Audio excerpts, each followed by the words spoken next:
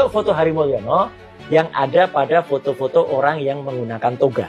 Kali itu ada Hari Mulyono di situ. Ya. Dia baris kedua dari kiri dan kemudian baris kedua dari atas. Fotonya bisa ditayangin nanti ya gitu ya. Artinya foto wisuda. Ya. Nah, di antara itu ternyata ada satu sosok lagi yang sering disebut-sebut Jokowi kan, yang orangnya mendongak gini itu. Nah, ternyata kalau itu kita teliti lagi, nanti akan ada jawabannya siapa dia. Oke. Gitu. Kalau ini masih hidup nggak, Pak? Orang ini masih. Oh, kan Pak Hari Mulyono tadi udah meninggal. Ya. Jadi boleh dong saya mengira mungkin sudah nggak ada juga orang. Tapi ini masih hidup. Masih hidup. Dan Orang ini masih hidup di Indonesia. Hidup di Tinggalnya di Indonesia. Indonesia. Dan dia memang kelahiran sama Solo juga. Solo juga. Dan ini yang menariknya, dia kan memang masih sepupunya Jokowi. Oh, pantas ada sedikit kemiripan ya, meskipun sangat-sangat sedikit lah. Sangat sedikit.